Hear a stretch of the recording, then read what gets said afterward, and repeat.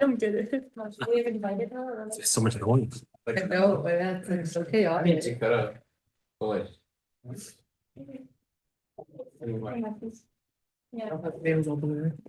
Wait, some people got accepted to some of the trips already, no? Yes, Who got accepted? we're going to Spain. You got accepted, right? Yeah, I got might accepted. interview today, but hopefully. No, you're gonna get accepted. You're gonna get interviewed today?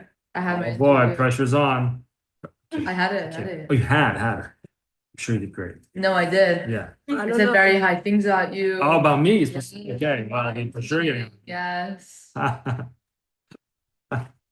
Okay. Well, that's good to know. Mhm. So yeah, those of you who got accepted to trips, that's very exciting. And if you want to apply for a trip, but you have questions about it, or you're not sure if you have enough credits or whatever, you can post enough credits, let me know, and maybe we can, use Protexia. You know what Protexia is? Oh yeah, Connection. I have close to now. What? I have close to now because some of mine expired. Okay, so we can talk after. Let me know. I can't guarantee, but I can definitely try. That's the problem I had Help last time. protect But your connection's expired. No, not connection. The connections expired. Like, I have other connections. I had connections and they expired. Yeah. So this is, I believe, class number 4 in the JewishU Parsha series. I don't know what the official name of the series is, but who cares, right? Doesn't matter. So this today for the grand finale. By the way, speaking of grand finale, we are going to have a grand finale for JewishU to celebrate all the people that dedicated time in their schedules, chose to come and learn Torah. You could have eaten your holy schnitzel in holy schnitzel, like you could have gone somewhere else. You could have gone hang out with friends, do whatever you want. But We you don't do that chose, anymore. huh? Who goes to Alicia and eats it there? I've never been there, so I actually one second. Holy Yes, we did. Once we did a Purim party there, actually. What? The problem was it wasn't, yeah. Once again, We did a Purim party there.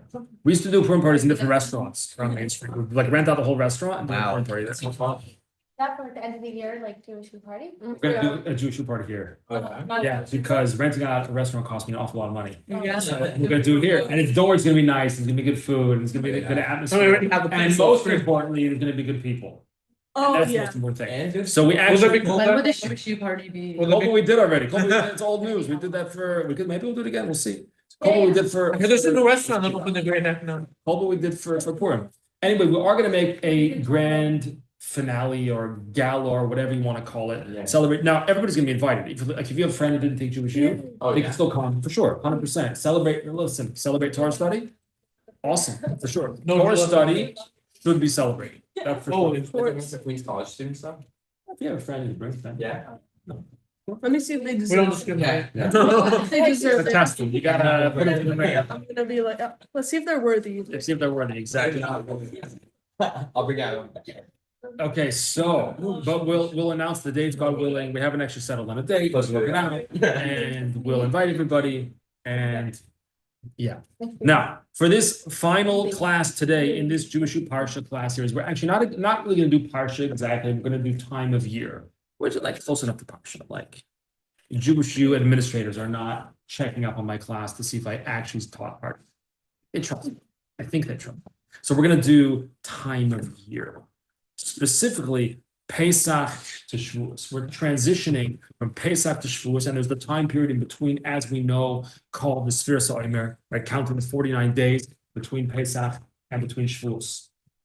So we're going to talk really a little bit about that. It's based on this amazing book I have over here called Likkutei Torah. It's a book written by the same person who wrote the Tanya. Some of you took the Tanya Jewish course, Rabbi Shneur Zalman of Liadi, and it's an unbelievable book. It doesn't need me to say that. But we study it here in the Chabad house Shabbos mornings before davening, and people love it. In fact, I even have 3 people come to the Shabbos morning class in this text at 8:45 a.m. after they daven. So they daven somewhere else. They daven like 7:20 or something. They finish daven, then they come here just for the class. And that's not because of me, by the way. Dedication. That's because the text is amazing. It's so Yeah, but we rich. have to do a Tanya part 4. Tanya part 4. Okay, we'll do Tanya part 4. No problem. Anyway, this is the same author, completely different style than the Tanya, but in many ways complementary, a lot of the same topics and so on and so forth. So we're going to study kind of a little bit inside in the text, a little bit outside, a little bit of discussion. We're not going to read the whole thing. It's too long to read for today in one JewishU class. But the topic basically is Sefiras HaOmer, the counting of the Omer. But what it really is about the spiritual journey, right? If Pesach is leaving Egypt, which it is. And Shavuos is receiving the Torah at Mount Sinai. Then the Sefiras HaOmer, which is where we are now, is in the desert. So now we're in the desert. We know everything in the Torah is not just about history. Like if I want to read a history book, I'll go to the library and take out a history book. Or probably actually nowadays, I won't do that. Probably I'll just look up something online. But in the old days, I remember going to libraries and taking books out. In fact, when I was a kid, like a kid, we used to go to the library and I remember we'd walk in the library, right in the middle, like before the desk where you would check out, was a whole area of records. You know what records are? Yeah. Lapels. And you take them out, story records and like kids' music and stuff like that. I remember we would take out records in addition to books. But that was, I don't remember if they had cassette tapes in the library, but the records for sure they had. Anyway, I love libraries and I love books and I'm kind of addicted. Do you like the Queen's Library, the Queen's College one? It's okay. Do you like it? I think It's also okay. I haven't actually really. It's like our second one. Yeah, the truth is I haven't really explored the Queen's College Library. That's true. Interesting. I was talking with my son, my Zalmi. Like you've seen my Zalmi sometimes, right? He's 11. He's a very curious boy, and he's a curious boy. Well, like all kids really are curious. They ask questions. It's interesting. Like a kid will ask you a question that to you is like, why are you so interested in that? Like I learned that 20 years ago, or whatever it might be. But the kids, everything new is new. So to us, we take things for granted because like things are not new. I mean, some things are new, but to a kid, almost everything is new. So anyways, Zalma was asking me about books and old books and some, I forget exactly how we got to this topic about old books. Oh, I know how it was. Okay, whatever.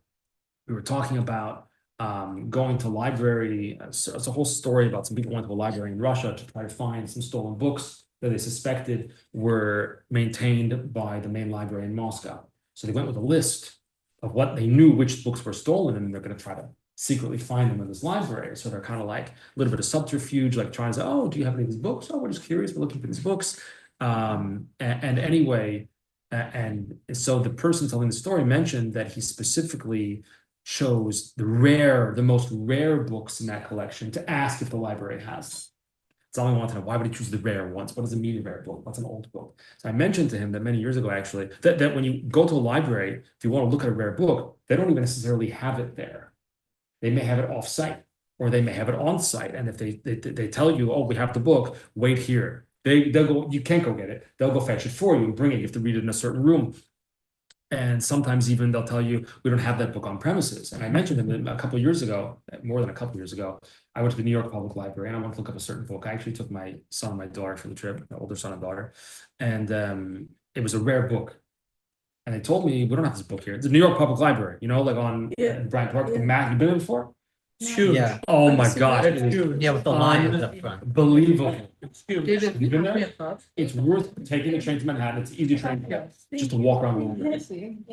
It's on, the architecture is out of this world. It's on, My you brother gotta said go. you need- Seriously, you gotta go.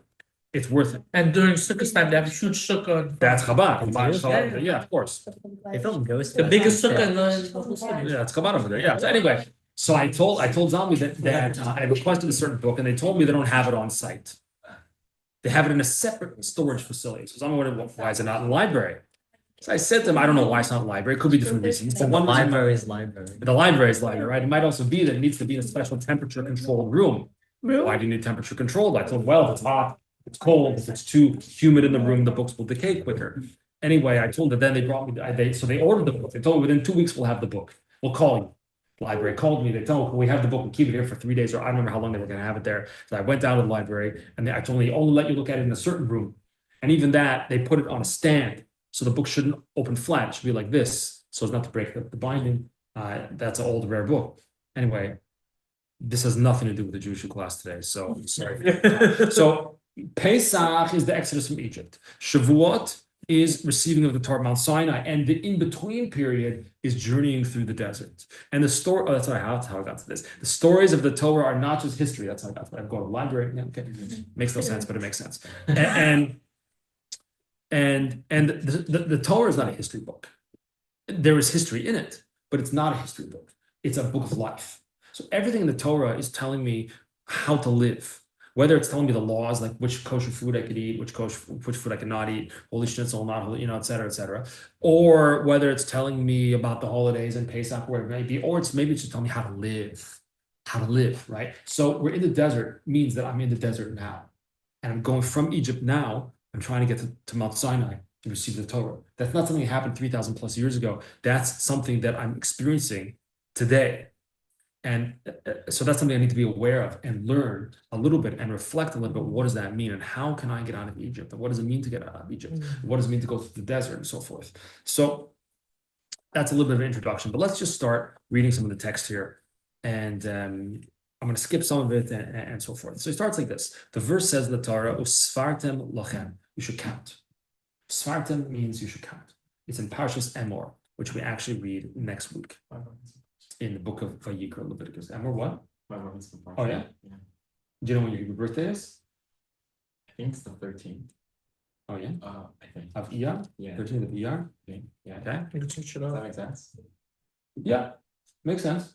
Yeah. Is it 13th or 17th? I think 13th. Okay. It would be thereabouts. Yeah. The 13th and the 17th both have something in common, which is the 13th is the eve of a holiday, and the 17th is also the eve of a holiday. The 13th is the eve of Pesach Sheni, the second Pesach. You know about Pesach Sheni? There's another class about that. Yeah. And the 17th is the eve of HaOmer. HaOmer is the 18th. Anyway, the verse says, "Usfartem lachem," you should count. Usfartem, usefartem, samach fei resh is the shoresh, is the root, and it means to count. However, he notes in this maamer, in this Chassidic text, that the word or the root samach fei resh, which means to count, means a lot of other things too. For example, it means a sipur, a story. It means also, he doesn't say that here though, it says that elsewhere. It also means what he says here is to shine. Like think about it in English. You ever heard of the precious gem called a sapphire? Yeah. Samach peiresh, sapir, sapphire. It's related. Yeah. So the word sefartim, you should count, also means that you should shine. So this is a time period when we're meant to shine. It means, how do you become shiny? Most thing, you take a sapphire stone, you take a diamond out of the ground, it's shiny? No, it's not shiny. You take gold, huh? Yeah. Yeah, you gotta clean it up. Yeah. And then after you clean it up, you gotta get like gold is embedded within rock or whatever, the sapphire stone or the diamond. You gotta clean it up. Then you gotta buff it. You gotta polish it. So usvar, shine is not necessarily something that's going to be happening automatically. Now the diamond's going to shine. A diamond is great. Gold is great. You find gold. I don't care if it's shiny or not. I found gold. I'm excited, right? So there's something that's already shining. That's in my neshama, my soul is already shining. But we got to polish it up a bit. We gotta make sure that it really is brilliant. And that's a little bit this time period is attempting and working on myself to try to make myself shine, because we all have that within us, the ability to shine. The question is where, how, with what? What's going to make me shine? What's going to nourish me so that I can really shine? Everybody can shine, no question. Every human being has a unique capacity to shine. It's different. That every diamond is different. Every diamond is different, but it's going to shine. So that's a little bit what's happening now. We're counting. We're not counting just to keep track of days, especially nowadays. Like I don't really need to count how much Shavuos is. I can just look at the calendar. And the times of the Torah, right? They didn't know when Shavuos would be. They would literally have to count. And they would count 1, 2, they would count, and then they would know when Shavuos was. Nowadays, we look at the calendar. So the counting is not just about knowing the number. Because, like, okay, that's exciting. Counting is about shining. And again, the word to count and the word to shine or sapphire is the same letters in Hebrew. So it's about shining. Now, so Pesach is the exodus from Egypt. Shavuos is the giving of the Torah. And in order to get to, like, why didn't God just take us out of Egypt and here's the Torah? We like take it for granted. No, there's 7 weeks in between. For what? I need 7 weeks. He took me out of Egypt. Now just give me the Torah. What do I need? What do I need 7 weeks for? So we could probably answer this in different ways. But one point I want to mention, I want to share with you that he talks about in this Chassidic text over here, is that our sages tell us, not just the sages, the verse in the Torah says that when we left Egypt, we ran away. We ran away. Why? What are we running from? Think about it. What happened? 10 plagues. The Egyptians are broken. In the plague of darkness, we went and we stole all their gold and silver too. We've got all your money. We broke you, we shattered you. You guys are like in the dumps. God is like open miracles happening. Even Paro at the end, who his reticence to let us go is finally broken. And now he says, okay, get out of here. The plague of the firstborn, and Paro is spared, right? Everyone else, and how many firstborn were killed? It says that the Egyptians were sexually immoral. So a woman who was married had a few men on the side, and she had multiple firstborns from different men, and they would all die. She could have 3, 4, 5, 6, 7 kids from different men. Each of them could be a firstborn, and they all died. Open miracles. Finally, Paro is broken, and he says, okay, God, go, leave me alone already, enough. And the Jewish people, what do? Let's get the heck out of here. We run. Why are you running? Paro said to go. What are you running from? They were chasing us. That happened after. But at first, they weren't chasing us. First we started, and then they started to chase us. So yeah, one answer might be they were chasing us. Maybe we thought they would chase us. Maybe we anticipated that. Paro doesn't really mean it, whatever.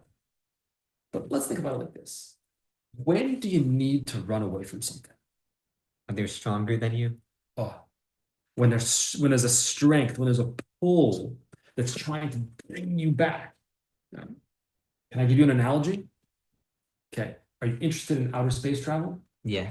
You are? Oh, well, I'm not. But okay, here's the analogy. Okay. Can a human being get off planet Earth? Like, what if you have a friend that's like, yo, I'm sick of it here. I want to get out of here. Like, you want to move, you want to leave New York? I hear New York is expensive. No, I want to leave planet Earth. It's not in New York. I can move to Kansas. I'll pay less for real estate. I want to get off this planet. Can any human being do that? By himself or with a rocket? Like an astronaut, yeah. Which one? Can he do it by himself? No. No. Not Can he do it with a human being. rocket ship? Yeah. Yes. He'll have nowhere to go. Now, how does the rocket ship get out of the Earth's gravitational pull? Like What happens if you floating jump? on the surface. If you jump, there's something called gravity. And what does it do? It brings you right back. You cannot escape it. Even if you have an airplane. Can an airplane get out of the ozone or the stratosphere? No. Airplane can get off the ground and it can fly to 30,000 feet or whatever. Higher than that, I don't know how high a regular commercial airplane could go. Maybe a jet, a supersonic jet, or something could go high. But a rocket ship could go all the way. But even then, what does it need to do to break out of the Earth's atmosphere? Go fast enough. It needs to go fast enough to escape the gravitational pull of planet Earth. Meaning, planet Earth is pulling it back, pulling the ship back. So the rocket ship, once it's already up there, high enough, almost high enough, it still needs booster rockets, right? I think that's the way it works, right? Maybe. Some of them. I don't know what I'm talking about exactly, but you get the point, right? To give a boost, to escape, to get out of the grasp of the gravitational pull of planet Earth. Then you can go around the Earth. So one reason to run is when you're trying to escape something that's pulling you back, that has a strong hold on you. So that's one reason we needed to leave Egypt, because it was pulling up, even though Paro said you could go. But getting the Jew out of Egypt was much easier than getting the Egypt out of the Jew. Much easier. Getting the Egypt out of the Jew, that took 7 weeks, by the way. And even more than that, to pull out the impurity, to pull out it's like, you know, when you have like a cold that like just can't kick the cold, and it's been like a week and a half, and I still feel congested. I took this pill, I told whatever, I'm sleeping, I take vitamin C, I'm drinking, but you still, you know, so to get the Egypt out of the Jew was so difficult. So that's one reason why you might have to run to escape the pull. I'll give you another, can I give you another analogy? Do you like bike riding? Me too. Okay. It's not easy. I don't want to say it's impossible. It's not easy to ride a bicycle very slowly. It's not easy. The easiest way to ride is to go fast. Once you're going fast, you just go. Why is that? It's just hard to balance. Yeah. It's hard to balance if you're going too slowly. Once you're cruising, then it's easy. Just kick back and it's just no problem. You can cruise. You ride your bike, no problem. Right? But before you have enough momentum going, before you've built up enough energy, enough success, it's like with anything, whether it's a class at Queen's College or whether it's any experience in your life that you have for the first time. Oftentimes you're a little bit nervous. Is it going to work? I'm going to be successful in this. I don't know. But then once you do it once, oh, I did it. Oh, okay. You build up a little bit of confidence, right? Then you do it a second time, you're successful a second time.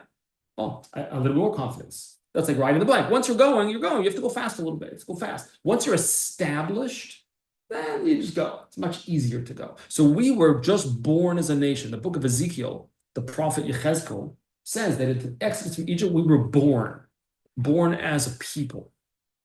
So when you're just born, you're not established. You're shaky. Just like you ever watch a kid learn how to walk? Thank God I had a few kids that learned how to walk. Watch them how to walk. They're shaky. They can't stand up. They fall over. But once you learn how to do it, you're good. It's no problem. So that's another reason we have to go fast. We have to run away from it. Run away to escape that. Now, so Pesach is about running away from Egypt and towards Hashem with a yearning and desire to connect to Hashem.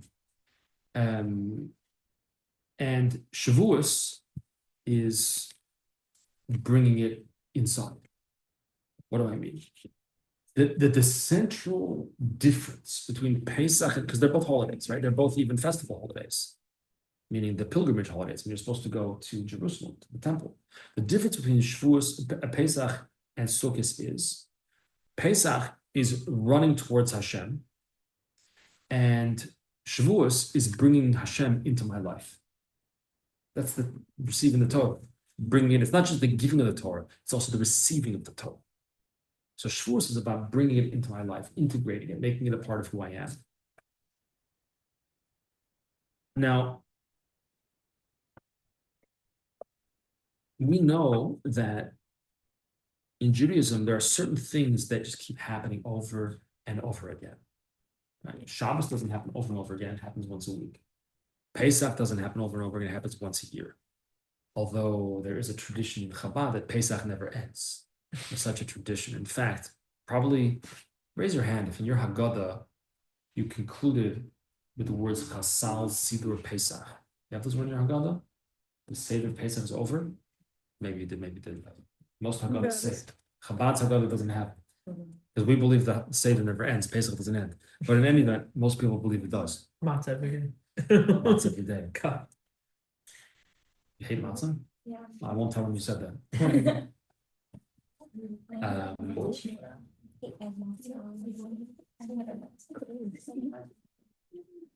So when it comes to the Exodus from Egypt, our sages tell us we have to remember the Exodus every day. You heard such a thing before? Remember the Exodus every day. Now, when they say to remember it, they don't just mean, okay, remember, okay, good. Like, what does that do for you? But the sages are really telling you is you have to experience the Exodus from Egypt every day. You have to leave Egypt every day. What does it mean to leave Egypt?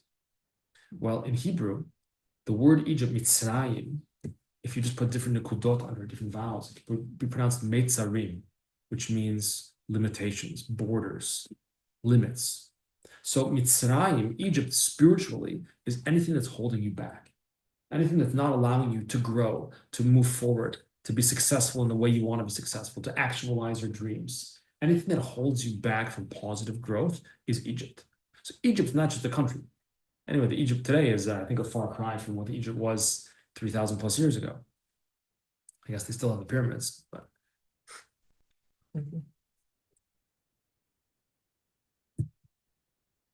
But we have to have the Exodus from Egypt every day, which means that I have to find a place in my life every day where I need to grow. Find a place in my life every day where I feel like I'm not being who I can be, where I feel held back, where I feel like something's missing. I could do more. Not in a way that I feel bad about what I've done. On the contrary, I should feel proud of the success that I've had. And I should feel proud of the person that I've become over the past however many years. But at the same time, to recognize, yeah, but if I'm this successful so far and I've accomplished ABC so far, and if I have a whatever kind of person I am at this point, then any further growth is going to necessitate getting out of Egypt. Like you got to go beyond yourself a little bit. So the question is, how do we go out of Egypt? How do we get out of our own personal constraints? And by the way, that's the name of this class, which I forgot to announce. The name of the series, I don't know what the name of the series is, JewishU Parsha. But the name of today's class is Exodus, Movement of the People. Because it's the movement of the people. So what we have to do today, every day, is have an exodus, is get out of myself. Usually the biggest thing holding me back is if I just look in the mirror. Usually it's the biggest thing holding me back is me, myself. Maybe I blame it on, because I didn't have the right, I didn't go to the right school, or my parents didn't treat me nicely, or my friends told me that I'm a loser, or whatever it may be. We often like to blame other people, but usually I'm the single biggest opponent to myself, usually. So the question is, how do we get out of Egypt? That's the question. How do we go beyond ourselves? So what do you think? How do you get out of the orbit of the earth? We're stuck to the earth, but you need a booster. It can boost you out. How do we get out of our own limitations? How do we get in a rocket ship and shoot up into the sky, activate the booster, and break free of whatever's pulling me back and holding me down? How do we do that? This is not a theoretical question. This is an actual question. What do you think? By changing yourself. By changing yourself, could go to how do we do that? I don't know. Talk to Hashem. Talk to Hashem. Limitations. That's a good Clear. approach. And ask for clarity and help. That's a good approach. Absolutely. Anyone else? Limitation. Like Yeah. How do you get out of it? That's the question. How do you get out of limitations? How do we get beyond ourselves? Ourselves. What? Acceptance. What does it mean? Self-accept. Accept who you are. Accept where you're at, but be open-minded to grow. Okay. That sounds good. That sounds good. Yeah. Anyone else?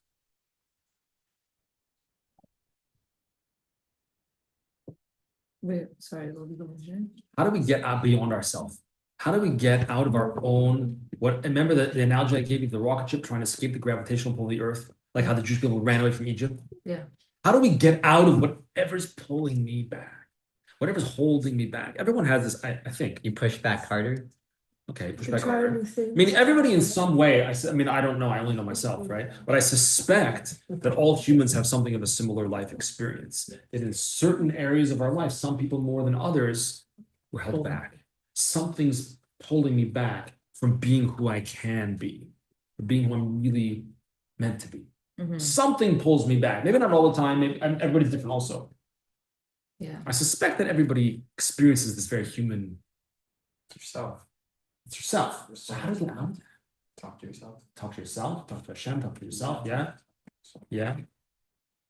But I want to tell you an interesting story. There was a rabbi, Sefiras Rebbe is his name. He's one of the rabbis from the OU, the Orthodox Union of Orthodox Rabbis. Rabbi Sefiras Rebbe. He's actually pretty well known. If you Google his name, will come up. He's pretty well known. And he's not a Chabad rabbi. He's a regular Orthodox rabbi. Not that Chabad's not regular. I think I'm regular. But anyway, he's a not Chabad regular Orthodox rabbi. And he was living in Baltimore, Maryland, in Baltimore. I think he was in Baltimore. And he was going through some rough times. He was a young rabbi, married, had a few kids, was working his job, and he wasn't sure which direction should he go in life. Should he follow the rabbinate and pursue a career as a rabbi?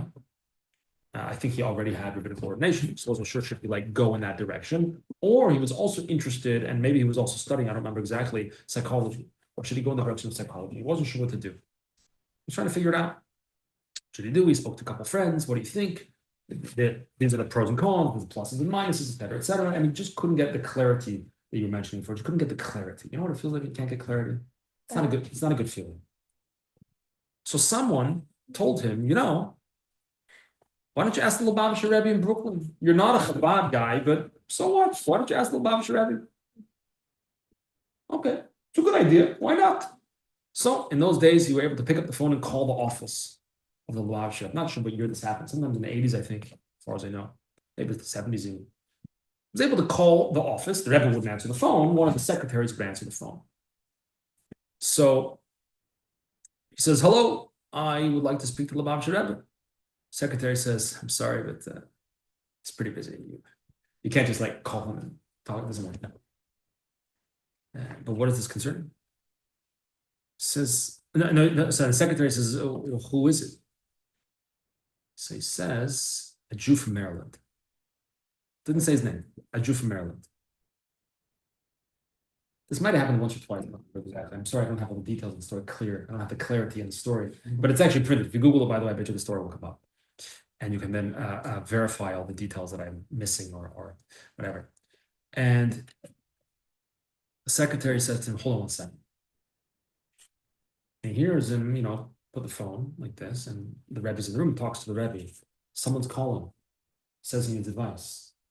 The Rebbe says, "Zogim, tell him, Sfarana Yid in Baltimore, is a Jew in Baltimore, was heißt Weinreb, whose name is Weinreb, and you should talk to him for advice." Now remember, this Rabbi Weinreb had not identified himself. He just said he was a Jew in Baltimore or Maryland or whatever he said.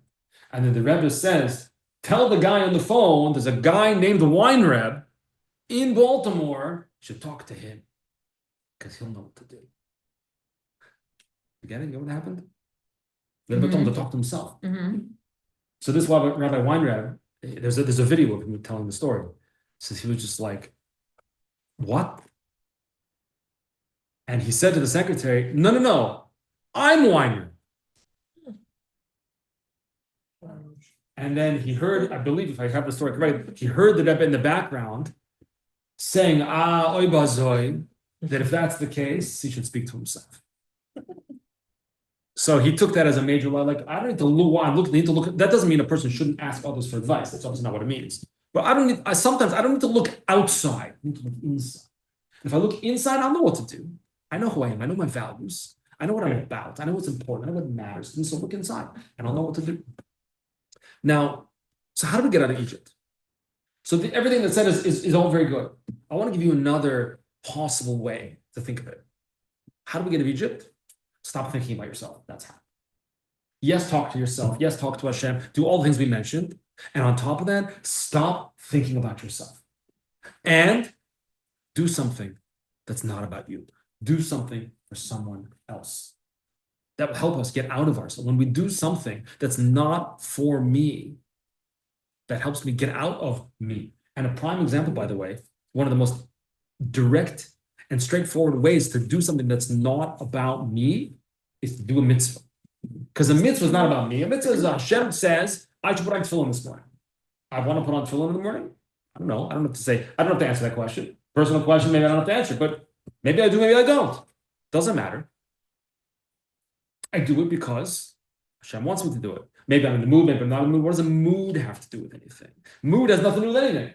Hashem says you're supposed to do it, so I'll do it. It's not about me. So part of getting out of Egypt is when we stop viewing Judaism as something that I have to do, as a commandment, but when it becomes my life. When it becomes my life that I'm putting on tefillin in the morning. I'm commanded? Yeah, I'm commanded, but it's just my life. It's what I do. Or helping another person, I have to do it. I'll feel guilty if I don't do it or whatever. It's just who I am. It's my experience. Meaning we have to stop viewing Judaism as a list of commandments and start viewing it as an experience. And when it becomes my life experience, this is part of how I'm going to get out of Egypt.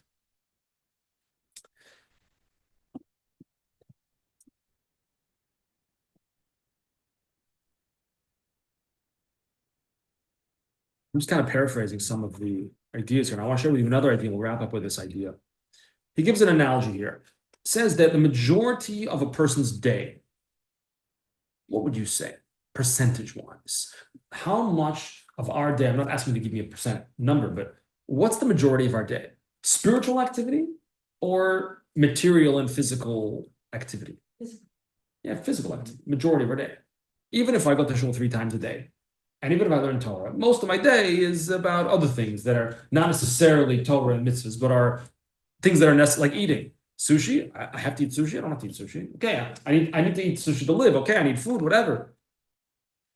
But a lot of my day is spent, like, I mean, hello, a third of my day, well, I can't actually say I slept for 8 hours, but in theory, I would like to sleep for 8 hours. A third of my day, right? Did I do the math right? 8 plus 8 plus 8 is 24. A third of my day is wasted sleeping. You know what you could do if you would just stay up all night and do positive things for those 8 hours? I mean, that's obviously it's not realistic. You don't have energy. But that's already take away 33% of your day doing nothing. And a large part of the day eating, going to the bathroom, going to Queens College, getting stuck in traffic on the LIE, stuck in traffic on the Van Wyck and the BQ, the highway, one of the worst highways in the entire world. What are these highways running for? But so much of my day is not necessarily the things that I want to be doing.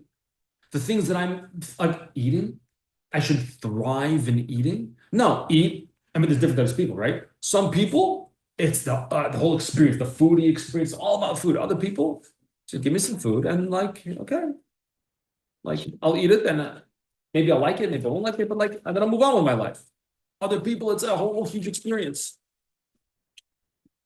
Some people, their work overtakes them and possesses them. Their whole life is about their job. Other people, they go to work, they do the best job they can, they put in the hours, they work hard, and then go home and spend time with the family.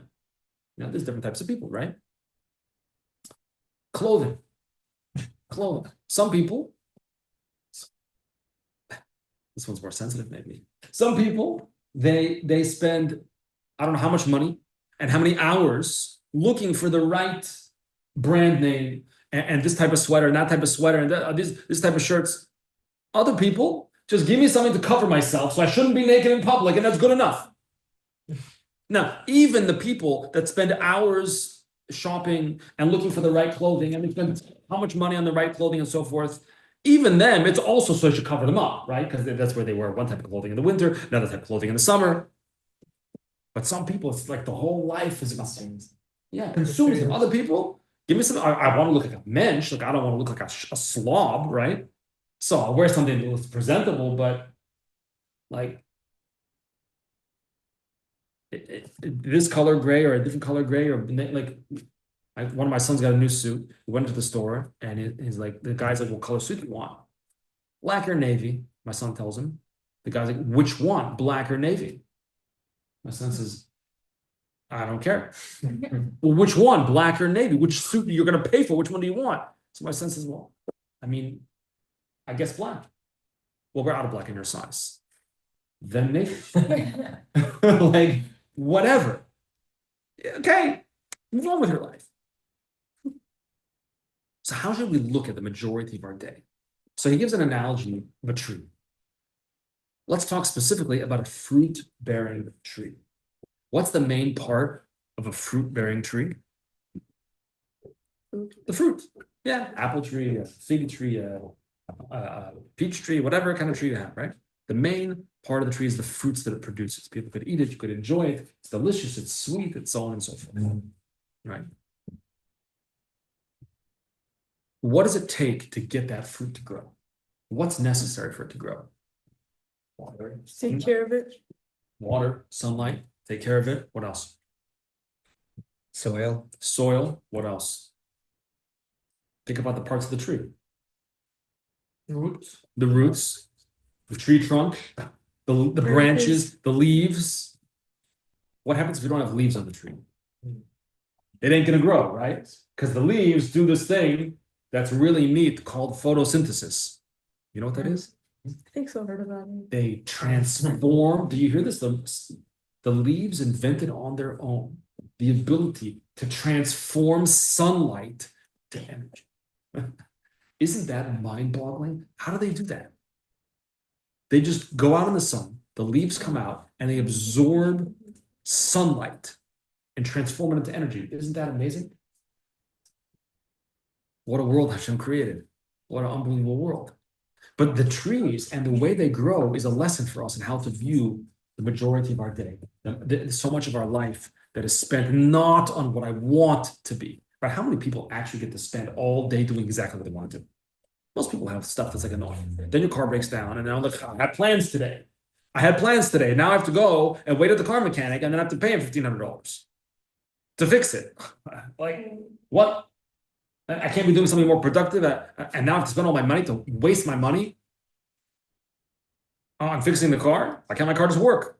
But that's life, right? That's the way things go. Things don't always go the way I want. And sometimes they do go the way I want. But still, a large portion of my day is not spent on what I want to be doing, on my dreams, on my hopes, and what I'm really good at. But it's like a tree. The tachlis, the purpose of the tree is the fruits. That's what a person's going to eat the fruit. They're going to say, oh, that's delicious. That's life. That's delicious, right? Fruits, of course. I don't know, of course. Fruits are the mitzvahs that we do.